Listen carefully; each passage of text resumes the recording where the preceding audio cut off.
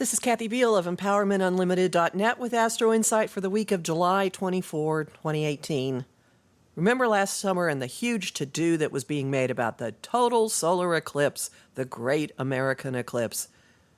We're at the halfway point now in that eclipse cycle, and a total lunar eclipse is happening this week. Are you hearing anything in the news about it? Well, not labeled as an eclipse, but we are certainly seeing a lot of behavior that represents what it's up to.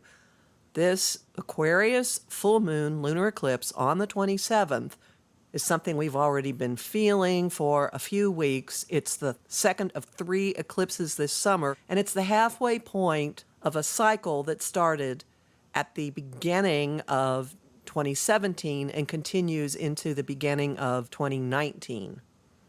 These eclipses are on the axis of Leo and Aquarius with the North Node in Leo, meaning, putting it into English, that we are rebooting how we let our light shine out in the world, the role we play in the collective, and the comfort level that we have with our natural, unbridled selves. This is a push for self-actualization, for being yourself. As Oscar Wilde said, everyone else is already taken. And this one brings a tremendous amount of culmination, revelation, clearing out. Now, I did mention it's a total lunar eclipse. It is, in fact, the longest lunar eclipse of the century. It's not going to be visible in North America or South America, but it will be pretty much everywhere else on the globe. And because it is so long, that totality is actually going to heighten our experience of all the dramas and the clearings and the revelations and the endings and the departures that come with this.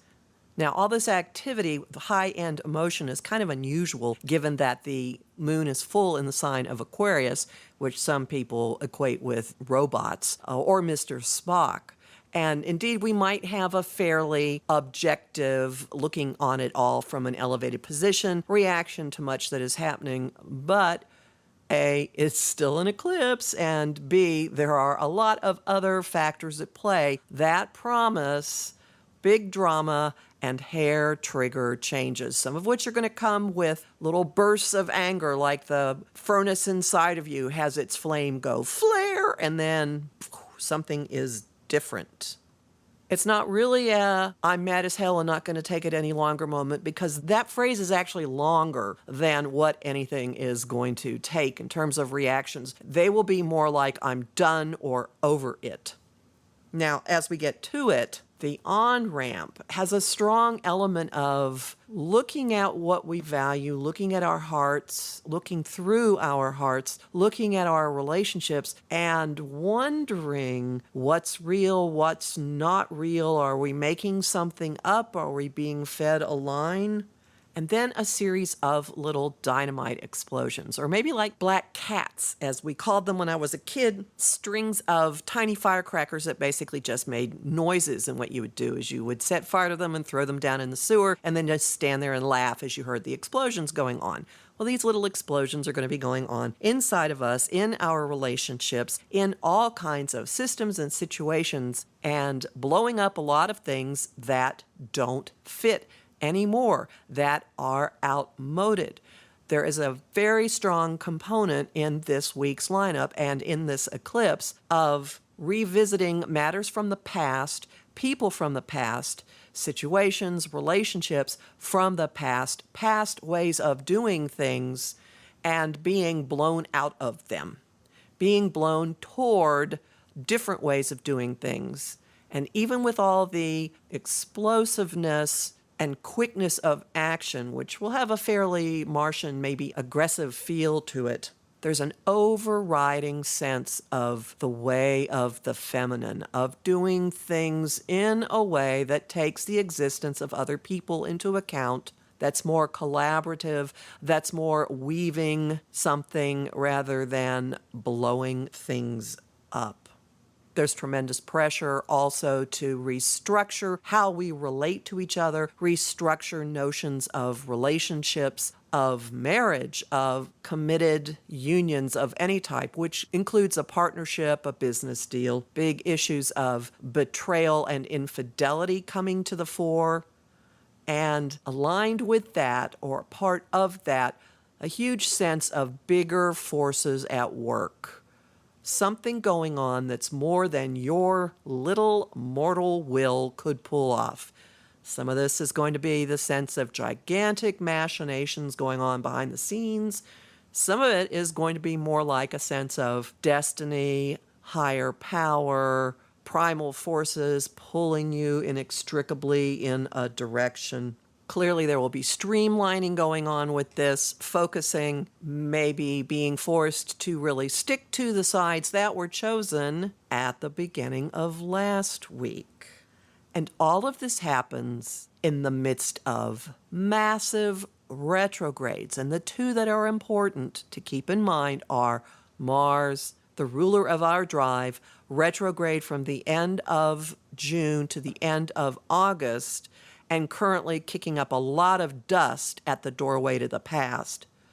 And now, joining the playing field, Mercury, the planet of communication and transportation. He goes retrograde the day before the eclipse. He's in the sign of Leo, which doesn't have any trouble attracting attention, loves the spotlight, can be very gregarious, but also extremely drama-seeking. And this happening as all kinds of hair-trigger events are occurring means we will make some decisions on the basis of very little information, in some instances, inaccurate information. But a lot of decisions are going to be made that really don't allow much of a take back. Even though Mars is retrograde, on an emotional level, we are shutting doors. We are ending chapters. People are going to leave, and we probably are not going to feel like running after them with our arm outstretched, going, "Oh, please come back." Nope.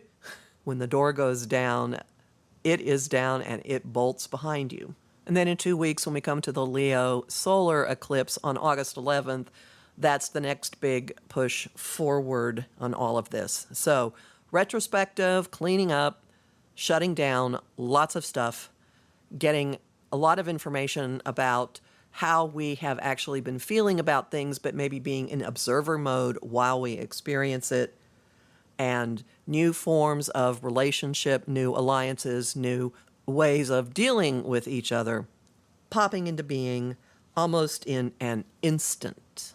Yes, definitely Chinese curse times. Interesting. Homing thought of the week, prioritize. Song of the week, oh, it is really old. If you don't know it, look it up. It's pretty cool. I See the Light by the Five Americans. And the image of the week is a steel door slamming and a bar falling and locking it behind you. Clank as you move down a corridor. You'll find more about all of this in my forecast for the Aquarius full moon lunar eclipse, which is already up at my site, Empowermentunlimited.net, where you can also sign up for my mailing list, book a session with me, and help yourself to my Uranus in Taurus guide, which gives you pointers for the next 8 years and does explain some of the influences that are highly active now. Talk to you next week.